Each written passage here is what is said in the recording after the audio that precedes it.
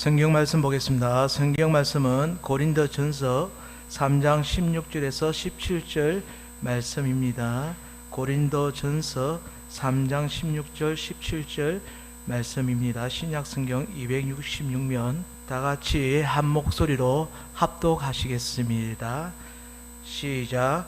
너희는 너희가 하나님의 성전인 것과 하나님의 성령이 너희 안에 계시는 것을 알지 못하느냐? 누구든지 하나님의 성전을 더럽히며 하나님이 그 사람을 멸하시리라. 하나님의 성전은 거룩하니 너희도 그러하니라. 아멘. 이 시간 목사님 나오셔서 우리는 교회입니다 라는 제목으로 말씀 전가하시겠습니다. 할렐루야, 반갑습니다. 우리 양옆에 분 앞뒤로 한번 인사를 나눴으면 좋겠는데요. 존경합니다. 인사하십시오. 존경합니다. 예. 존경 안 하실지라도 존경하시기를 바랍니다. 예, 목사님 오늘 울산에 멀리 또 출타하셔서 함께 또 하나님 은혜 나눌 수 있는 기회가 되었습니다. 귀한 은혜 시간 되길 바랍니다. 우리가 수요일 날 제가 이제 설교를 요즘 계속 공동체 맞추어 하다 보니까 구약 그 하나님의 성전에 대해서 쭉 좀 연결을 하면서 설명을 드렸습니다. 지난 수요일에도 보여드렸던 그림인데요. 성경의 역사는 구약 성경부터 쭉 나오는 역사들은 하나님의 이 성전과 다 연결되어져 있습니다. 하나님께서 이스라엘 백성들을 이집트에서 출애굽하면서부터 첫 번째 하나님께서 주신 명령은 아니지만 회막을 세워라 그랬습니다. 그래서 모세에게 광야 생활하면서 이 텐트를 세워가지고 그 안에 하나님의 구별된 귀한 성물들을 두고 또 진영 정중앙에 두면서 날마다 모세가 이제 들고 나는 것을 다 이 백성들이 보면서 항상 성막 중심, 우리 모든 삶의 센터가 바로 이 성막, 회막, 하나님이다. 이걸 보여주셨습니다. 그래서 이제 솔로몬 시대에 와서는 솔로몬은 이제 이 벽돌로 해가지고 성전을 지었습니다. 이제 팔랑거리는 천이 아니라 성전을 짓고 그 성전을 통하여서 하나님이 기도를 받으시고 제사를 드리고 이스라엘 사람들의 정말 생활의 삶의 중심이 바로 예루살렘 성전이었고 또 그들의 자랑이었습니다. 이 성전은 단순한 그냥 제사를 드리는 그런 곳 의미를 넘어서서 하나님이 계신 곳, 하나님께서 임재해 계신 곳, 그렇기 때문에 그 성전이 거룩했고 이스라엘 백성들에게는 어딜 가든지 자부심이 있었어요. 우리나라에는 하나님의 성전이 있다. 근데 이스라엘 백성들이 신앙생활을 잘 못했습니다. 그래서 구약 성경에 보면은 다른 우상도 함께 섬기고 하나님이 제일 싫어하는 것이죠. 두 가지 마음을 품은 자, 교회도 다니고 세상에도 어떤 다른 종교를 믿고 하나님 제일 싫어하는 것이거든요. 유대인들이, 히브리인들이 그런 생활을 했습니다. 그래서 하나님께서는 약속하신 대로 성전을 지을 때부터 말씀하셨던 대로 성전이 망하게 됩니다. 바벨론이라는 그런 무시무시한 나라에 의해서 BC 586년에 완전히 다 잡혀가고 포로로 잡혀가고 하나님의 성전은 불타서 없어져 버렸습니다. 그리고 하나님이 약속하신 대로 AD 70년이 지나면, AD가 아니고 70년이 지나면 다시금 포로에서 돌아오겠다라는 그런 예언을 예레미야 선지자를 통해서 굉장히 많이 하셨거든요. 실제로 이 BC 606년에 다니엘이 잡혀간 그때를 기준으로 삼으면 첫 번째 포로가 돌아올 때, 스룹바벨과 함께 돌아올 때가 딱 70년이 됩니다.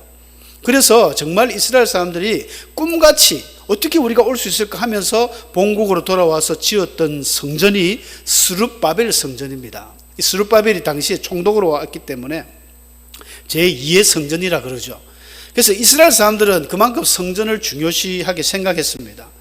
하나님의 성전이 불타고 없어지니까 바벨론 포로로 있다 보니까 성전이 너무 귀한 거예요.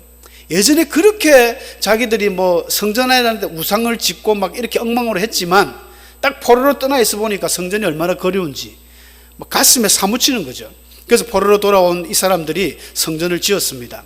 마치 우리나라가 한때 몇 년 전에 코로나 시절이 왔을 때 그래도 우리 교회는 예배를 계속 드렸죠. 드리고 정말 심각한 때는 집회를 못하게 하니까 우리 차로 또 마당에 차를 대어놓고 그렇게 예배를 드렸습니다. 그때 우리가 이 예배의 장소가 얼마나 귀한지 깨달았지 않습니까? 한번 아픔을 느껴보니까 깨닫죠. 그래서 바빌론에 잡혀갔던 포로들이 그런 마음으로 돌아와서 성전을 지었습니다. 그 성전이 이제 신약에 오면 헤롯 왕이 이 유대인들의 그 환심을 사기 위해서 이 스룹바벨 성전을 엄청나게 또 크게 정축을 합니다. 굉장하게 지었어요. 뭐 그런 여러 역사가들의 이야기를 들어보면 벽에다가 금을 섞어서 해가지고 아주 반짝반짝 해만 뜨면 빛이 나고 이런 정도로 아름답게 지었습니다. 그렇게 사람들의 환심을 살려고 헤롯 성전을 지었지만 이 헤롯 성전이 AD 70년에 그 로마의 티투스 장군이라는 사람이 와가지고 완전히 돌 위에 돌 하나 남지 않게 없어져 버립니다. 그 뒤로 이제 사도행전에 보면 성령께서 제자들에게 기도하는 가운데 임하심으로 성전의 새로운 성령의 교회가 시작됩니다. 교회 시대가 되는 거죠. 그래서 오늘날 우리 교회처럼 또 우리 성도들 마음에 이 교회는 임하게 되는 것입니다. 구체적으로 저 그림을 한번 제가 보여드리겠습니다. 구약시대 때에 모세가 지었던 회막, 하나님이 지으라고 이야기한 그대로 지었던 것이거든요. 이런 형태의 어떤 뭐라고 이야기할까요? 어떤 텐트로 이렇게 만들어 운동장처럼 해놨는데 바깥에는 물두멍이 있고 또 번제단, 고기를 태우는 거죠. 고기를 잘라가지고 거기서 하나님 앞에 번제로 태울 거는 태우고, 물두멍은 이제 제사장들이 손 씻는 곳입니다. 몸을 씻고 손 씻는 곳. 이제 그 안에 성소가 보입니다. 저게 진짜 중요한 곳이거든요. 이 성소 안에는 어떻게 구조가 되어 있느냐면은 이 성소의 저 안쪽 절반보다 한 3분의 1 지점까지는 커튼이 또 하나 쳐져 있습니다. 바깥에 들어가는 입구에도 커튼이 있지만 저 안에 커튼이 또 있습니다. 그래서 성소는 이제 일반적으로 제사장들이 들어다니는 성소와 그 안쪽에는 지성소라 해가지고 하나님의 언약궤가 다 안치되어 있는 곳입니다. 굉장히 중요한 곳이죠. 지엄하신 곳입니다.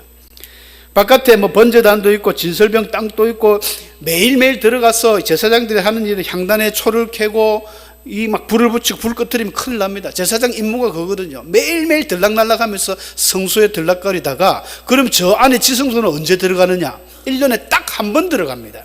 유대인들의 유대력으로 7월 1일 되면 나팔절이 시작되면서 나팔을 불면서 백성들에게 금식을 선포합니다. 그러니까 1년에 한 번은 유대력으로 7월 달이면 우리 태양력으로는 한 10월 달 정도 됩니다. 한 해를 거의 마무리하는 때거든요. 추수절, 그 장막절 전에, 초막절 전에 이 일을 시작하는데, 나팔을 불면서 전 국민들에게 이제 한 해를 돌아보며 회개해라. 우리 꼭 송구영생 예배 드리는 것 같아요.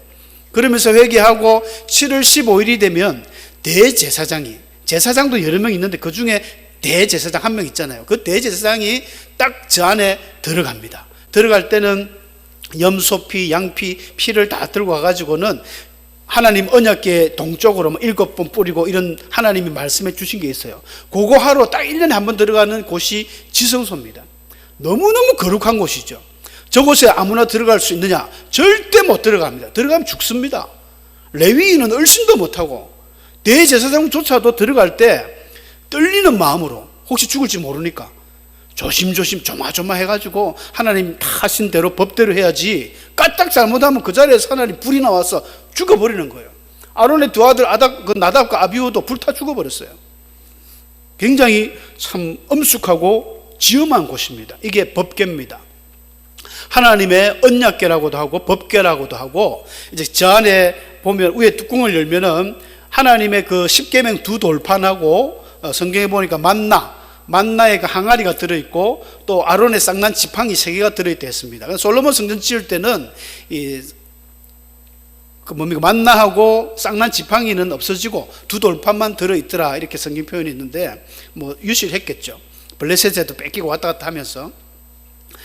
이 언약궤고 법궤고 증거궤라고 합니다. 히브리서 4장 16절에 보면 그런 말씀이 나오죠. 그러므로 우리는 긍휼하심을 받고 때를 따라 돕는 은혜를 얻기 위하여 은혜의 보좌 앞에 담대히 나아간다. 여러분, 은혜의 보좌 앞에 나간다는 말이 바로 언약궤 앞에 나간다는 말입니다. 그래서 우리가 저 뚜껑을 갖다가 속죄소라고 하거든요. 뚜껑 위에 있는 천사가 여러분 아는 그룹입니다. 그룹. 성경에 이제 그룹이라는 청사는 많이 나와요. 그룹이 있고 스랍이 있습니다. 이 스랍 청사는 이사야서 6장에만 나오죠. 날개가 6개인데 날개 2개는 얼굴을 가리고 날개 2개는 발을 가리고 두 날개로 날아다니면서, 스랍 천사는, 이 세라핌이라는 이 천사는 하나님을 찬양하는 천사예요.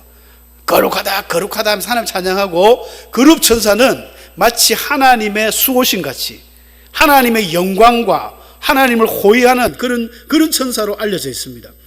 에덴 동산에 사람이 쫓겨나가지고 어떤 천사를 통해서 지켰습니까? 그룹을 통해서, 불타는 금으로, 화염금으로 그룹으로 이렇게 지키신 거죠. 뭔가 그룹은 날개가 4개입니다. 성경에 날개가 4개고, 혹시 여러분들 사람 같기도 하고, 그룹에 대해서 천사가 에스겔 선지자 보니까 사람 같기도 하고 소 같기도 하고 또 독수리 같기도 하고, 하나는 뭡니까? 사자 같기도 하는, 얼굴이 4가지가 있는 거예요. 우리가 천사를 보면 야, 천사 같다, 뭐 하늘에서 여신이 내려왔다. 여러분, 천사가 그렇게 이쁘질 않습니다. 천사가 이쁘질 않아요. 그러니까 제일 괜찮은 천사가 사람같이 보이는 거예요. 사람이 제일 미인입니다. 어디 가나 우리는 천사같이 예쁘다, 그런 이제 화가들이 꾸며낸 이야기고, 성경에는 천사가 어떻게 보면 사자 같아요. 어떨 때 보면 독수리 같고 무섭기도 하고, 거기다가 날개가 4개가 달려있는, 이런 것 갖다가 화가는 그림을 그립니다만은, 그 그룹 천사가 날개를 쫙 펴서 언약궤를 덮고 있는 거예요. 거룩한. 그래서 그걸 갖다가 시온소라고도 하고 속죄소라고도 합니다. 이 하나님의 이 그룹 위에 하나님이 좌정하시는 거예요. 시편 1편 1절에 보니까 요셉을 양떼같이 인도하시는 이스라엘의 목자여 귀를 기울이소서, 그룹 사이에 좌정하신 이여. 아까 그룹이라는 것은 이 천사, 그룹의 날개 사이에 하나님이 앉아 계신 거예요. 시편 99편 1절에도 여호와께서 다스리시니 만민이 뜰 것이요 여호와께서 그룹 사이에 좌정하시니 땅이 흔들릴 것이로다. 그러니까 이런 그림이죠. 하나님의 언약궤, 그 법궤 위에 하나님이 좌정하여 계시는 거예요. 그러니까 굉장한 것이죠. 여러분, 언약궤는 단순히 돌판을 보관하는 상자가 아닙니다. 언약궤, 법궤는 하나님이 앉아있는 의자예요. 그러니까 다윗이 뭣도 모르고 까불고 이 법궤 들고 오다가 그 우사하고 죽었잖아요. 그냥 쉽게 다룰 물건이 아닙니다. 여러분, 지성소, 하나님의 성전, 이게 왜 거룩할까요? 거룩하신 하나님이 계시기 때문에 거룩한 것입니다. 교회가 왜 거룩합니까? 주의 성령께서 계시니까 교회가 거룩한 거예요. 우리도 마찬가지입니다. 우리가 왜 거룩한가? 주의 성령께서 내 안에 계시니까 거룩한 겁니다. 아까 뭐 존경합니다 했죠. 존경할 만해요. 여러분들은 하나님의 성령이 함께하는 사람은 존경할 대상이 되죠. 하나님이 내 안에 있는데 이건 어마어마한 사실이거든요. 그리고 이 하나님의 그 발꿈치가 바로 발등상이 됩니다. 시편 99편 5절에 보니까 너희는 여호와 우리 하나님을 높여 그의 발등상 앞에서 경배할지어다. 그러니까 하나님이 저 좌정하신 그룹에 언약궤 있고 거기에 무릎 꿇고 머리 숙이는 게, 경배하는 그 자세가 하나님의 발등상이 된다는 거예요. 다윗도 그런 표현을 썼습니다. 나는 여호와의 언약궤 곧 우리 하나님의 발판을 봉안할 성전을 건축할 마음이 있었다. 그러니까 하나님께서 이 지성소의 안에서 그 언약궤 안에 딱 앉아 계시고 그 발판이 되는 거예요.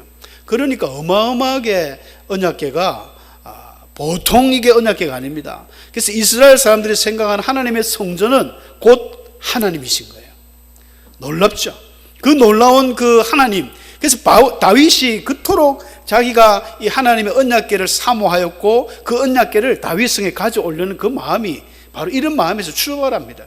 그럼에도 불구하고 다윗 이전에는 수많은 사람들이 한 70년 동안이나 기럇 여아림에 방치되어 있었거든요. 진짜 신앙이 있는 사람이라면 언약궤를 사랑합니다. 하나님의 성전을 사랑합니다. 교회를 사랑합니다. 신앙이 없는 사람들은 교회는 그냥 가서 무슨 종교인들의 모임으로 생각하는 거예요. 여러분, 종교 동호회의 모임이 아닙니다. 교회는 살아계신 하나님의 성령이 계시는 곳이죠. 이스라엘 사람들이 그걸 압니다. 하나님의 그 보좌. 그런데 이 성전이 예수님께서 십자가를 지실 때에 이 지성소의 휘장이 위로부터 아래로 찢겨졌습니다. 아무도 찢은 적이 없습니다. 손도 안 된 이 휘장이 그냥 찢어졌어요. 하나님이 하신 것입니다. 왜 찢어졌겠습니까? 더 이상 이제 성전의 시대는 이제 끝이 나는 거죠. 율법의 시대는 끝이 나고 이제 그리스도의 복음의 시대가 된다는 그 선포였습니다. 교회라는 것이 사실은 언제부터 시작되었는지 우리 신약 학자들이 뭐 서로 다 의견이 분분하지만, 교회라는 말이 우리 성경에 제일 처음 나온 것은 이 베드로가 예수님에게 신앙 고백을 할 때입니다. 마태복음 16장에 보면은 가이사랴 빌립보 지역을 지나면서 예수님이 그렇게 물었지 않습니까? 세상 사람들이 나를 누구라 하더냐? 그때 베드로가 주는 그리스도시요 살아계신 하나님의 아들입니다 이렇게 이야기할 때, 바요나 시몬아 네가 참 복 있다.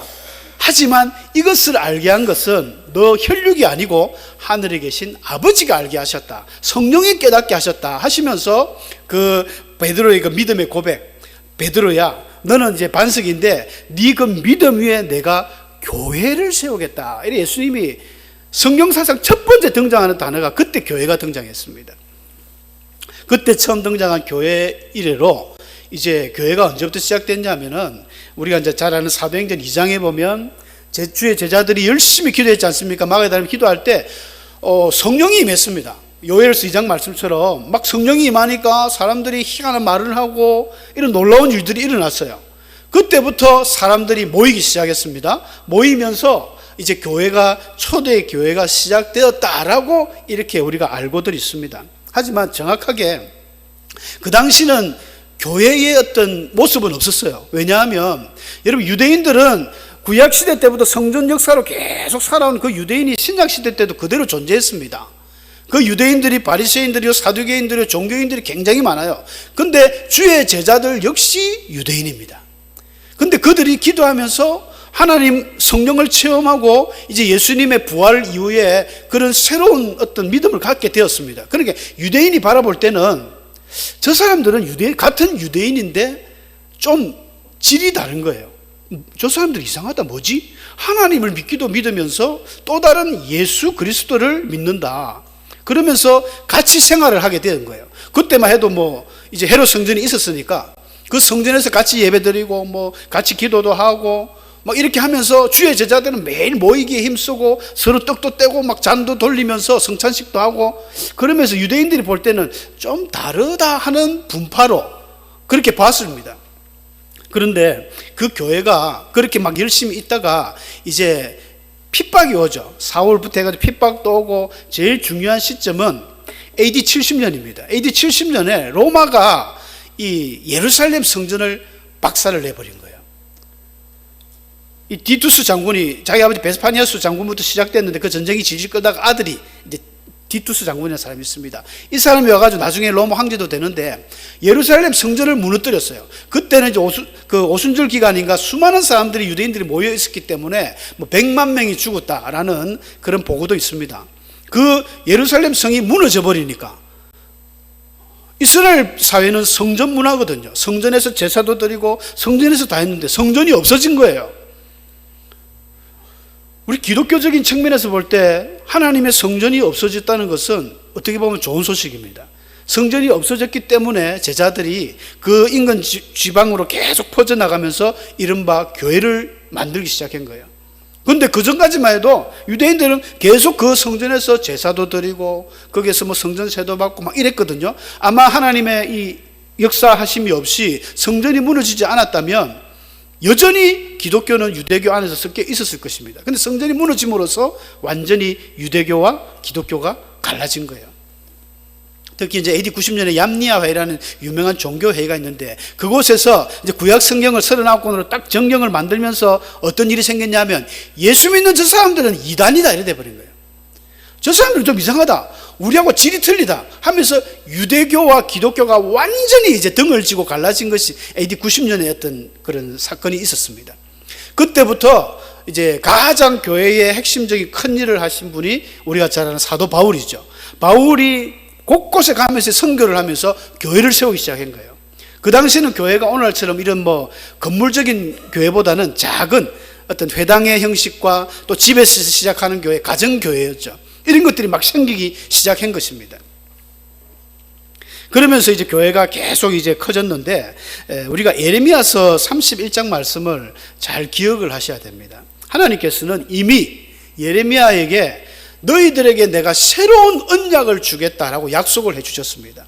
그 새 언약이 뭐냐? 여호와의 말씀이니라. 보라, 날이 이르리니 내가 이스라엘 집과 유다 집에 새 언약을 맺으리라. 이 언약은 어떤 언약이냐 하면 설명을 합니다. 내가 그들의 조상들의 손을 잡고 애굽 땅에서 인도하여 내던 날에 맺은 것과 같이 아니할 것은 내가 그들의 남편이 되었어도, 하나님은 이스라엘을 신부로 생각합니다. 예레미야서 특히 2장에 보면 신혼의 추억에 내가 잠겼어, 너희들을 인도했다. 하나님은 이스라엘 백성들을 신부로 맞아들인 거예요. 이런 놀라운 표현이, 하나님이 그토록 이스라엘을 사랑했건만 이스라엘 사람들은 계속 범죄하고 나가고 방하고, 하나님이 어쩔 수 없이 바벨론이나 아수르에 의해서 이들을 망하게 함으로써 정신 차리게 하는 그런 훈련을 하신 거죠. 그들의 남편이 되었어도 그들이 내 언약을 깨뜨렸습니다. 이 언약이라는 것은 이제 시내산 언약을 말합니다. 너희는 내 백성이 될 것이고 나는 너희 하나님이 될 것이다 하면서 어떻게 보면 결혼 언약식 같은 걸 했는데, 이 언약을 누가 깨뜨렸습니까? 이스라엘 백성들이 깨뜨렸습니다. 하나님은 깨뜨리지 않았습니다. 그러니까 33절에 하나님이 그러나 그날 후에 내가 이스라엘 집과 맺을 언약은 이러하니, 하나님이 새로운 언약을 주신 거예요. 내가 나의 법을 어디에 둔답니까? 그들의 속에 두며 그들의 마음에 기록하여 나는 그들의 하나님이 되고 그들은 내 백성이 될 것이라. 여호와의 말씀이니라. 이게 무슨 말씀이냐면, 때가 되면 이제 옛날에 두 돌판에 새겼던 그 언약은 파기되고 새로운 언약을 너희에게 줄 것인데, 그 언약은 너희들 마음에 있다는 거예요. 우리들 속에 있다는 겁니다. 결과론적으로 그게 무엇입니까? 예수 그리스도를 믿는 영접한 그 믿음의 고백이 되는 거예요. 어마어마한 이 예언을 이미 예레미야 때 이스라엘이 멸망하기 전부터 이 마음을 주신 것입니다. 그러니까 그림으로 보면 간단하죠. 이 십계명 두 돌판이 이제는 우리들 마음으로 온 것입니다. 하나님의 언약이, 가까이 하기 어려웠던 그 하나님의 언약이 내 마음에 온 거예요. 그 두 돌판이 내 마음에 온 것입니다. 내가 나의 법을 그들의 속에 두며 그들의 마음에 기록하였다.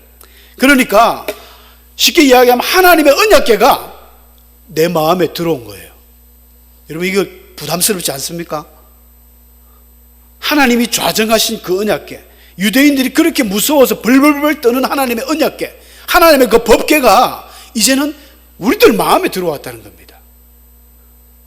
감사하기도 하지만 굉장히 부담스럽죠. 굉장히 부담스러운 일입니다. 하나님의 마음을 가진 사람이 곧 우리는 언약궤가 되는 거예요. 이 어마어마한 진실이, 이 예수님께서 이런 말씀들을 신약에 곳곳에 해두셨습니다. 너희 안에 내 마음을, 이 마음을 품으라고. 그리스도의 마음이다. 바울도 그런 이야기 하셨지만, 예수님이 우리 마음에 오신다는 것은 예수님도 하나님이시니까 언약궤보다 더 대단한 것이죠.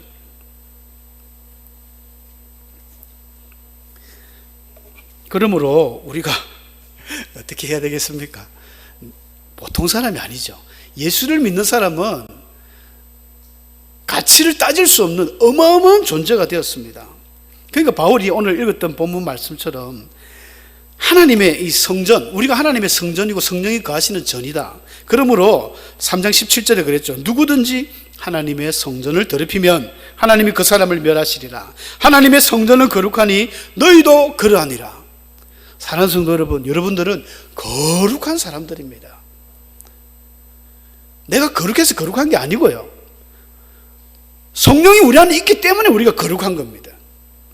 하나님의 언약궤가 성소에 있기 때문에 그 성소가 거룩한 것처럼 하나님의 성령이 우리 안에 있기 때문에 우리가 거룩한 사람이 된 것입니다. 에베소서 2장 22절에 보니까 너희도 성령 안에서 하나님이 거하실 처소가 되기 위하여 예수 안에서 함께 지어져 간다. 사도 바울은 고린도전서 3장 17절 16절 이 말씀을 하시면서 사실은 고린도 교회를 향한 편지 중에 하나에 등장하는 멘트거든요. 그리고 고린도 교회는 신학적으로 볼 때 굉장히 타락한 도시입니다. 고린도시 자체가 굉장히 엄난하고 엄탕한 도시입니다. 그래서 헬라어로 고린티아 쪼마이라는 말은 이게 이제 영어로도 변질이 되면서 그 사람이 엄난하게 된다, 아주 음을 밝힌다, 이런 사람을 바로 고린티아 쪼마이, 고린도인이 된다라는 그런 말이 생길 정도로, 고린도시에는 고린도시가 다 내려다 보이는 큰 언덕에 이 아프로디테라는 그 고린도 신전이 있습니다. 그 신전에는 1000명의 여사제가 있습니다. 남자 사제가 아니고 여사제가 있어요. 거기서 제사를 드리고 이제 제사 드린 다음에는 이 여사제가 매춘 역할을 했거든요. 매춘부가 되었습니다. 그러니까 그만큼 고린도 시가 엄탕했고 이런 것들이 교회로 밀려 들어온 거예요. 그래서 바울의 편지를 보면 뭐 아버지가 아니죠, 뭐 아들이 아버지하고 이런 관계들 이런 거 가지고 그런데 왜 너희들 쫓아내지도 아니하고 그러냐면서 바울이 막 책망하는 내용도 나오거든요. 그리고 뭐 또 제사 문제, 제사 음식을 먹었니만이 수건을 쓰는 문제, 뭐 여러 가지 문제로 고린도 교회가 제일 문제가 많은 교회가 고린도 교회였습니다. 그래서 바울이 이 말을 하는 거예요. 너희가 하나님의 성전인 것을 너희는 알지 못하느냐? 아니 너희는 하나님의 교회인데, 그리고 하나님의 성령이 거하는 이 성전을 더럽히면 하나님이 가만두지 않을 텐데 너희들 언제까지 그렇게 할래? 제발 좀 정신 차리라, 바로 해라. 이 이야기를 이 말씀을 통해서 하는 것입니다. 비단 고린도 교회뿐 아니라 이 시대를 살아가는 저와 여러분도 마찬가지입니다. 우리에게 성령이 있고 우리가 참 교회인데, 우리가 하나님의 교회고 성령이 거하시는 이렇게 거룩한 우리의 이 처소를 막 함부로 더럽혀서 되겠습니까? 저는 담배 피는 아이들한테 이야기합니다. 성경에 담배 피지 말라는 이야기가 없잖아요. 예, 맞습니다. 성경에 담배 피지 말라는 말은 없습니다. 그렇다고 피도 됩니까? 아니죠. 담배는 백해 무익이라고 하지 않습니까? 뭐 멋은 있을지 모르는데 이게 멋집니까? 피워보신 분들은 그렇게 생각할 것입니다. 뭐 멋지게 피는데, 그러나 우리 몸에 해가 되지 않습니까? 폐를 상하게 하고 건강을 안 좋게 만드는, 왜 우리 안에 거룩한 성령이 계시는 이 몸을 그렇게 함부로 합니까? 여러분, 건강관리 안 하는 것도 큰 죄입니다. 하나님이 거하신 이 거룩한 성전을 내가 내 마음대로 그냥 막 밥도 안 먹고 막 그냥 매일 뭐 라면만 먹고, 주님 죄송합니다, 라면만 먹고 말이죠. 여러분, 커피만 막 마시고 막 술만 먹고, 그거 다 죄입니다. 어마어마한 죄입니다. 돌아보셔야 되는 거예요. 여러분, 요업이 그런 말씀을 했습니다. 내가 가는 길을 주께서 아시나니 그가 나를 단련하신 후에는 내가 뭐같이 나온다 했습니까? 정금, 순금 99.9%는 우리가 24K라고 하지 않습니까? 이거 불순물을 제거하는 이 정령 과정을 통해 가지고 이 금이 나오거든요. 놀라운 것은 하나님이 회막 만들 때부터 이 순금을 사용했습니다. 특히 지성소 안에는요, 하나님이 솔로몬 때는 더 많이 넣었고, 금을 600달란트 어마어마한 금을 녹여서 그걸 벽에다가 다 이렇게 금으로 발랐어요. 그 바벨론 느부갓네살이 쳐들어와가지고 와 이거 금 봐라 하면서 다 뺏어가고 다 훔쳐갔지 않습니까? 성전에 왜 일반 금이 아니고 14K가 아니고 24K를 썼는가? 순수하고 거룩하고 깨끗하고. 우리는 하나님 앞에 그런 마음을 가지고 살아가야 됩니다. 내가 거룩하니 너희도 거룩하라 하셨습니다. 우리가 거룩한 마음으로 그렇게 날마다 우리 자신을 돌아보면서, 부족함이 많죠. 인간은 연약합니다. 인간은 죽을 때까지 죄를 짓습니다. 그래서 나는 죽을 때까지 예수가 필요하고 나는 죽을 때까지 기도한다. 루트도 그런 이야기를 했는데, 우리 예수님 필요합니다. 예수님의 그 십자가 보혈의 피가 어떤 세상의 모든 죄도 다 녹여버리고, 또 예수님의 너무 의로운 화려한 그 의의 옷은 우리의 모든 죄를 덮어서 가려주거든요. 천국에 우리가 왜 갑니까? 내가 죄가 없어서 가는 게 절대 아닙니다. 예수님을 믿으니까 내 죄가 다 용서받아서 간다. 웃기는 소리입니다. 우리 죄는 용서받을 수가 없습니다. 그러나 예수님이 그 넓은 의의 옷으로 확 감싸버리니까 하나님 우리 죄가 하나도 안 보이는 거예요. 예수님의 은혜로 우리가 천국 갑니다. 이 정작 예수님이, 그 중요하신 예수님이 우리가 없다는 것은 너무나 불행한 일이죠. 주님, 내 안에 항상 모시고 사는 복 있는 성도들이 되시길 축원합니다. 우리 마음에는 예수님이 계셔야 돼요. 예수님 곧 성령님 아닙니까? 성령 하나님이 내 마음에 오시옵소서. 아침마다 일어나면 기도하세요. 새벽마다 주여, 성령께서 오늘도 내 머리부터 발끝까지 주님 임재하셔서 이 부족하고 미련하고 이 지혜 없는 종을 이끌어 주옵소서. 무슨 일이 생길지, 어떤 일이 생길지 저는 아무것도 모릅니다. 그저 하나님 나를 인도해 주옵소서. 잠자리 들 때 하나님 감사합니다. 오늘도 내 안에서 하나님 인도해 주셨는데 내가 부족한 건 많았지만 주님 용서하시고 내일도 주와 함께 동행하는 그런 하나님의 종되게 하옵소서. 그렇게 기도하는 거예요. 그게 하나님과 동행하는 것입니다. 오늘 아침에 우리 선교사님도 말씀했지 않습니까? 에녹이 300년 동행을 어떻게 하겠습니까? 맨날 이 동산 저 동산 놀러만 다니는 게 아니라 주님이 내 안에 있으니까 그런 하나님과의 어떤 관계, 이게 중요합니다. 우리 무지개 성도님들은 하나님과 이런 관계가 좋으셔서 어딜 가든지 아버지께서 항상 우리 등 뒤에서 또 우리 앞길 이끄시는 그런 복 있는 성도들 되시길 축원합니다. 우리는 교회입니다. 다 같이 우리 한번 말씀 크게 한번 고백하고 잠깐 기도하면 좋겠습니다. 우리는 교회입니다. 시작! 우리는 교회입니다. 우리 시간 한 1분 정도만 조용히 한번 기도합시다. 주님, 내 안에 오시옵소서. 성령님, 내 안에 임재하시옵소서. 내가 그동안 참 몰랐습니다. 내가 이렇게 거룩한 존재인 걸 몰랐습니다. 주님, 이제는 이 거룩하신 주님이 계신 이 성전, 이 거룩한 성전, 주님 영광 위에서 살겠습니다. 하나님 영광 위하여 살아가겠습니다. 우리 한 1분 정도 하나님 앞에 조용히 묵상하면서 그렇게 한번 기도하겠습니다. 아버지, 아버지, 아버지,